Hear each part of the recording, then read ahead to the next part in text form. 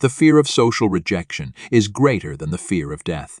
This fear is the number one fear among people. This means that we would rather die than be rejected by people. I don't think I would rather die than be criticized that my blog sucks or that I shouldn't be writing at all, and that I am the ugliest human being, in the opinion of another human being at the end of the cable. But that is exactly where most of the people are. Probably we know why this fear is so common, because it's a primal survival instinct. If you're still operating by what psychologists call the reptilian brain and don't consider yourself anything more than another little mortal life on this planet, then you could have this fear. A long time ago, we entirely depended on other human beings to survive. Food, protection, a higher chance of surviving were found in big groups. If you were rejected, that meant one thing, your second biggest fear: death, social rejection. Criticism, being different, standing out, being bullied or laughed at, etc., are the ones that stop us from living. And that's why we rarely see big changes in people's thinking and behavior. That's why we conform with the norms, with the crowd and higher bodies in politics, the educational system, workplace, local community, and your closest circle. Anything just that would mean rejection to your brain. Speaking on stage, making few boo-boos or awkward moments when you're the one who's speaking and listening, would mean being rejected by the crowd that is staring at you right now. Even though half of them are half asleep, some thinking about their dinner, and the rest didn't pay any attention in the first place. But embarrassment, shame, and regret would soon follow. No wonder people have nightmares of public speaking, and that only shows how powerful this fear is and how limiting in the same time. Other people's opinions would fall into this category. You're affected by the group, your close circle. Where are all of those opinions coming from? The individual mind or the collective mind? The latter, of course. The individual mind will be always influenced by the larger group and the collective mind. You have to be well above the common human, not to be influenced by this energy and information field, otherwise you will surrender subconsciously. Laws and what people call regulations do the same thing. We need those. I can't argue with that. So far, we didn't find any better way to manage big communities. But we can't allow those to limit us or put any kind of fear on us.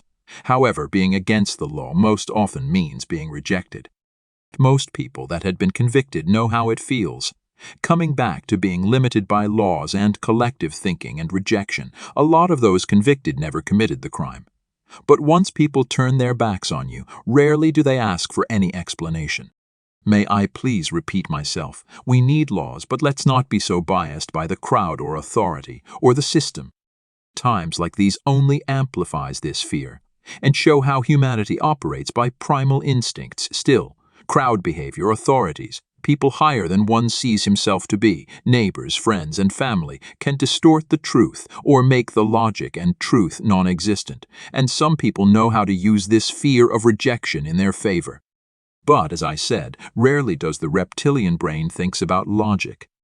I'm not saying reptilian brain in a degrading manner to humiliate people. I have no intention or any right to do so. What I mean by reptilian brain is that we are operating from primitive or survival instincts, and we all have them. Now, the subject I like the most.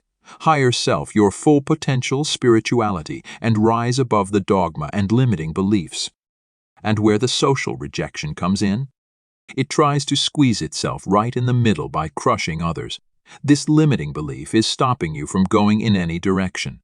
If you are afraid of being misunderstood by your family, friends, and other people, it is very difficult to do anything outside the norm you have set for yourself, or the norm that others have set for you. You have to go past other people's expectations, opinions, and advice that go directly in opposition to your main aim. Those around you will try to keep you where you are. And you have to look inside for guidance instead of trying to please others or to be understood and liked. The inner guidance usually is different than your normal surroundings, but you have to trust it. You came to this life on your own, and you will leave in the same way. You have family, you make friends, and so on, yes. But you still have to see yourself as an independent human, a soul that can think for itself and live the way it wants to live. Be independent. Being ignored isn't that bad after all. This fear you have is there for a reason. But the reason can be short-sighted. When you start to change or do what you want to do, people will step in your way. It can be people closest to you or those who don't believe in anything else, except in what they see. Most often they see very little. And both groups will try to stop you, then they will ignore you. Being ignored means being rejected, and people don't like that. They feel isolated and alone on their journey. You will never be rejected if you don't reject other people. You just change the people in your life, people you have to meet at a certain stage in your life. It will never happen that all the people won't like you, will criticize you, or ignore you. It will never happen that all the people won't like the way you talk, the way you act and express yourself. Never will you see all the people saying that you need something more to be enough, or you are not good enough, nor will you see all being just the opposite. But you don't need all. You need the right people at the right time in your life. There will always be people who will adore you and love you the way you are, and you will never be rejected just to your primal brain. You just have to rise above the common thinking and common fears. People need other people. The soul is independent. Be the soul surrounded by people, and you'll be okay.